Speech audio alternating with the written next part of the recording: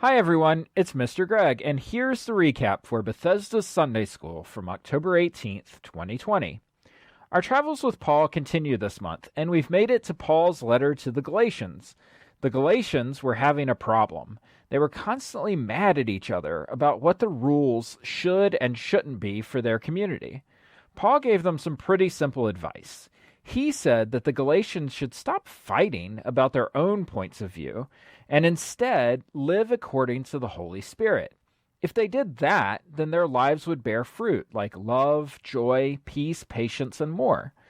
Sometimes it's hard to know what's the right thing to do in life.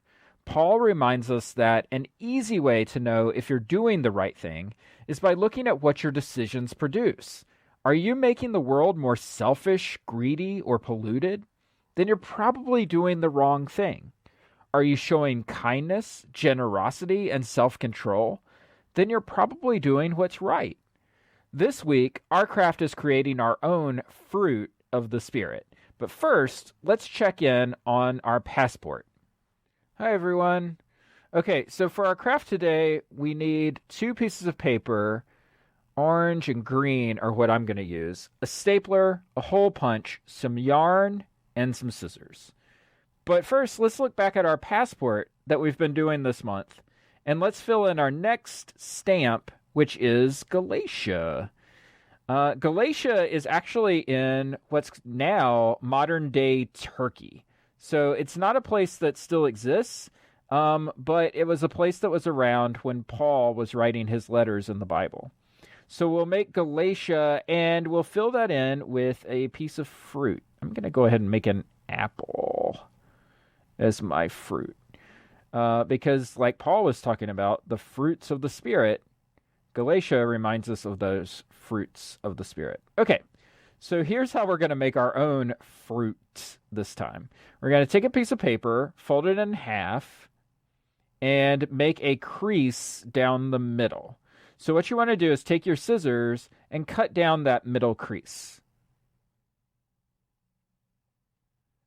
so that you have 2 halves of paper. Now you're going to accordion fold 1 half of the pieces of paper. So that's where you go back and forth, like you're making a fan, like you're making like a handheld fan. And it's going to look like this, all accordioned. So you're going to do that with 1 piece of paper, and then you're going to do it with the other piece of paper. You're going to accordion, accordion, accordion, fold.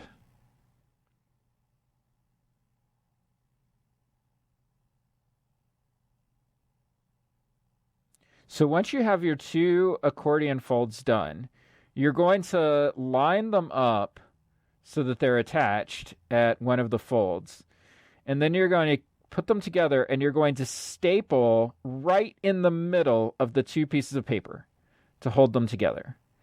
So now you're going to take one end, and you're going to wrap the accordions across so that it kind of fans out.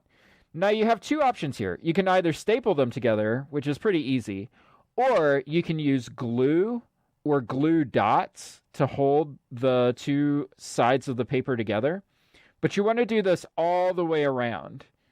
So anywhere where the paper is unconnected, you basically just staple or glue them together. So for the last part, we're going to put in a leaf for our fruit. So we're going to cut our green paper to look like a leaf. There we go. And we're going to put that in between the last 2, staple it together, and there we go. We have our fruit of the Spirit. Take a hole punch, and you can put a hole in the top of your fruit. And then you can weave, thread that hole with some yarn, tie a knot at the top. And there we go, our fruit of the Spirit. I think this one will represent love. Good job, everybody. Thank you so much. We'll see you next week when we'll be wrapping up with Paul as we talk about his letter to the Philippians. See you then.